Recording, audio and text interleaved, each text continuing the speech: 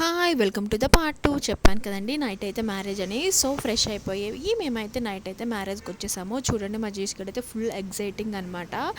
First time కదా marriage అయితే ఇలా లైటింగ్స్ అంతా చూడటం. కొంతసేపు అయితే విచిత్రంగా కొంచెం భయపడింది ఇది ఏంటని చెప్పేసి. చూడండి ఎలా చూస్తుందో పెళ్ళిని.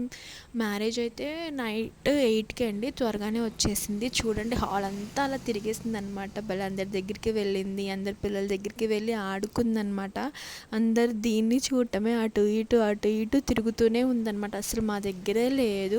మేము ఎత్తుకుంటున్నా కూడా ఏడ్చేస్తుంది అనమాట. చూడండి ఎలా హాయిగా తిరుగుతుందో. అసలు చాలా అంటే చాలా ఎంజాయ్ చేసింది మా చింతల్లో అయితే. అల్లరి కూడా అంతే చేసింది అనమాట. సౌండ్స్కి ఆ డ్యాన్స్ చేస్తూ అసలు అటు ఇటు తిరుగుతూనే ఉంది. అసలు ఒక్క నిమిషం ఖాళీగా లేదనమాట. ఇంకా వేరే వాళ్ళ పిల్లలు కూడా ఉంటారు కదా, వాళ్ళు వచ్చి దీన్ని పాప అని తీసుకెళ్ళటం, ఇదేమో ఎగరటము. చూడండి మేళాల దగ్గర తీసుకొస్తే ఇలా ఎగిరింది. స్క్రీన్ దగ్గర వింతగా చూస్తుంది అనమాట. ఏంటి ఇంత పెద్దగా టీవీ ఉందని చెప్పేసి. ఆ చైర్తో ఈ ముగ్గురు అసలు బీభత్సం చేస్తారనమాట హాల్ అంతా. అస్సలు వీళ్ళు ముగ్గురే హాల్ అంతా తిరిగారనమాట అటు ఇటు.